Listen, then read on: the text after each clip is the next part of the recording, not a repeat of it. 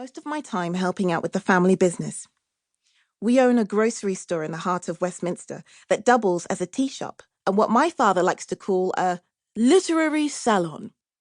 And here he is. May I present Ignatius Sancho, gentleman, grocer, writer, composer, abolitionist. He used to work as a butler for an aristocratic family, and he knows a lot of people. I mean, a lot. Actors, artists, writers, musicians, you name it. The shop is always crammed with people huddled in corners, swapping stories, planning protests, hatching plots, reciting poetry, sharing secrets. A proper hotbed of news and information. Helping out in the shop is how I have developed my extraordinary powers of observation. You see, I have a trick, a gift, Mama calls it, of noticing things that other people don't. I can tell all sorts of things about someone just by the way they enter a room, or eat an apple, or ask me for directions in the street.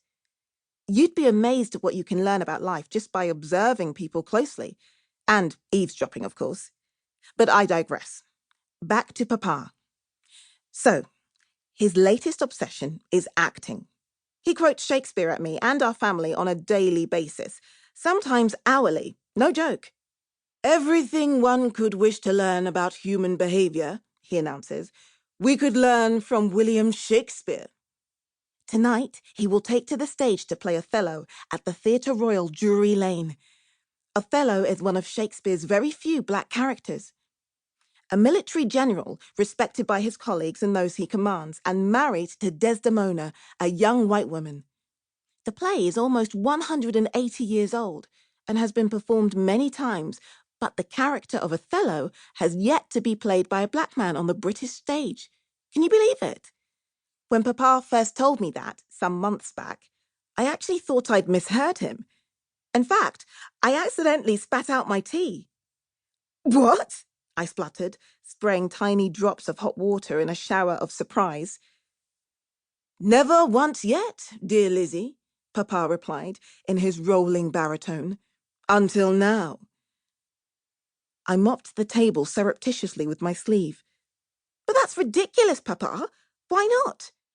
That, dear heart, is a very good question, he replied, refilling my cup with orange Picot tea.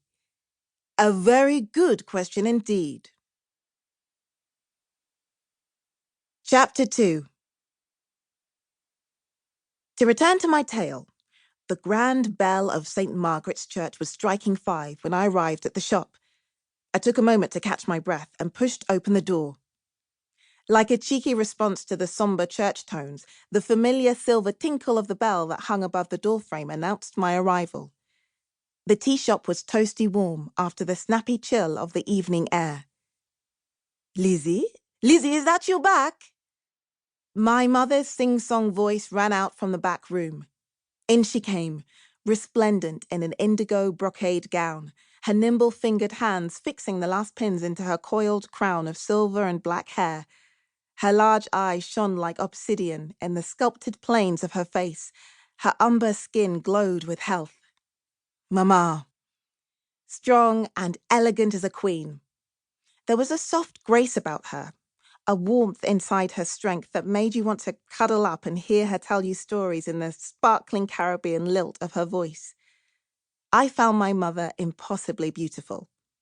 She moved swiftly as she spoke, gathering up the sheets of music and script that were scattered over the counter, clearing away the breeches, blouses, and bonnets that had been flung to all corners of the room. Each word chimed clear, strung together, they flowed like music. Lizzie, you're late, girl. You got your father's gift? I unwrapped the handkerchief I had bought Papa as a good luck present from Madame Hassan, the Egyptian seamstress, an exquisite white cotton square with a motif of golden flames around the border. Oh, Lizzie, it's beautiful. Mama lifted the delicate fabric to inspect the intricate embroidery. Your father will love it. But come on, quick now. You must wash and dress for the theatre. Your dress is hanging up in the back room, leaving in 10. What? Said a voice from the far corner of the room. Mama, there's no way I'll be ready in 10 minutes. My sister Mary, 15,